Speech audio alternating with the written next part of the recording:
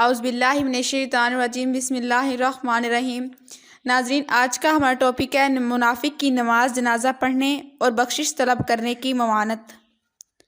آپ خواہ ان بدبخت گستاخ اور ان کی شان میں طعنہ زنی کرنے والے منافقوں کے لیے بخشش طلب کریں یا ان کے لیے بخشش طلب نہ کریں، اگر آپ اپنی طبعی شفقت اور عفو و درگزر کی عادت کریمانہ کے پیش نظر ان کے لیے 70 مرتبہ بھی بخشش طلب کریں تو بھی اللہ انہیں ہرگز معاف نہیں کرے گا۔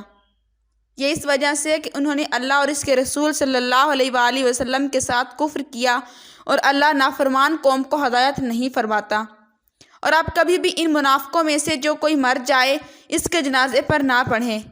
اور نہ ہی اس کی قبر پر کھڑے ہوں، کیونکہ اس کا کسی جگہ قدم رکھنا بھی رحمت و برکت کا باعث ہوتا ہے،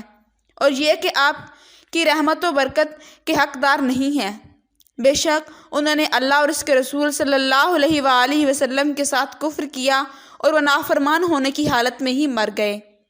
ان بدبخت اور گستاخان رسول صلی اللہ علیہ وآلہ وسلم کے حق میں برابر ہیں کہ آپ ان کے لیے استغفار کریں یا ان کے لیے استغفار نہ کریں، اللہ ان کو تو ہرگز بخشے گا نہیں، کیونکہ ان پر طعنہ زنی کرنے والے اور آپ سے بے رخی اور تکبر کرنے والے لوگ ہیں۔ بے شک اللہ نافرمان لوگوں کو ہدایت نہیں فرماتا۔ ان کی مثال ایسے شخص کی مانند ہے جس نے تاریک و ماحول میں آگ جلائی، اور جب اس نے گرد و نواح کو روشن کر دیا تو اللہ نے اس کا نور سلب کر لیا اور انہیں تاریکیوں میں چھوڑ دیا، اور اب وہ انہیں نہیں دیکھتے۔ یہ بہرے، گونگے اور اندھے ہیں، بس وہ راہ راست کی طرف نہیں لوٹیں گے۔ یا ان کی مثال اس بارش کی سی ہے جو آسمان سے برس رہی ہے، جس میں اندھیریاں ہیں اور گرج اور چمک بھی ہے، تو وہ کڑک کے باعث موت کے ڈر سے اپنے کانوں میں انگلیاں ٹھونس لیتے ہیں، اور اللہ کافروں کو گھیرے ہوئے ہے۔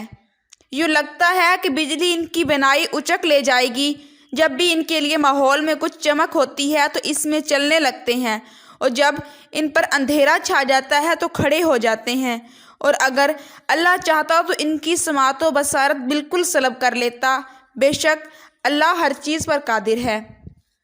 آگاہ ہو جاؤ، تم وہ لوگ ہو کہ ان سے محبت رکھتے ہو اور وہ تمہیں پسند تک نہیں کرتے، حالانکہ تم سب کتابوں پر ایمان رکھتے ہو، اور وہ جب تم سے ملتے ہیں تو کہتے ہیں اے ایمان لے، ہم ایمان لے آئے، اور جب اکیلے ہوتے ہیں تو تم پر غصے سے انگلیاں چباتے ہیں۔ فرما دیں مت جاؤ اپنی گھٹن میں، بے شک اللہ دلوں کی پوشیدہ باتوں کو خوب جاننے والا ہے۔ بس تمہیں کیا ہو گیا ہے کہ منافقوں کے بارے میں تم دو گروہ ہو گئے ہو، حالانکہ اللہ نے ان کے تو کرتوتوں کے باعث ان کی عقل اور سوچ کو اوندھا کر دیا ہے کہ تم اس شخص کو راہ راست پر لانا چاہتے ہو جسے اللہ نے گمراہ ٹھہرا دیا ہے، اور اے مخاطب، جسے اللہ گمراہ ٹھہرا دے تو اس کے لیے ہرگز کوئی راہ ہدایت نہیں پا سکتا۔ اور وہ وقت بھی یاد کرو جب منافقین اور وہ لوگ جن کے دلوں میں کفر کی بیماری ہے کہہ رہے تھے کہ ان مسلمانوں کو ان کے دین نے بڑا مغرور کر رکھا ہے، جب حقیقت حال یہ ہے کہ جو کہ اللہ پر توکل کرتا ہے تو اللہ اس کے جملہ امور کو کفیل ہو جاتا ہے۔ بے شک اللہ بڑا غالب اور بڑی حکمت والا ہے۔ بے شک منافق لوگ دوزخ کے سب سے نچلے درجے میں ہوں گے، اور آپ ان کے لیے ہرگز کوئی مددگار نہ پائیں گے۔ اللہ نے منافق مردوں اور منافق عورتوں، کافروں سے آتش دوزخ کا عذاب کر رکھا ہے، اور اس میں ہمیشہ رہیں گے، اور آگ انہیں کافی ہے، اور اللہ نے ان پر لعنت کی ہے اور ان کے لیے ہمیشہ برقرار رہنے والا عذاب ہے۔ اے منافقوں، تم ان لوگوں کی مثل ہو جو تم سے پہلے تھے، وہ تم سے بہت زیادہ طاقتور اور مال و اولاد میں کہیں زیادہ بڑھے ہوئے تھے،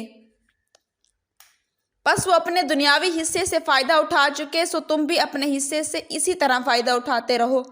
جسے تم سے پہلے لوگوں نے لذت دنیا کے اپنے مقررہ حصے سے فائدہ اٹھایا تھا۔ نیز تم بھی اس طرح باطل میں داخل اور غلطیاں ہو جیسے باطل میں داخل اور غلطیاں وہ تھے۔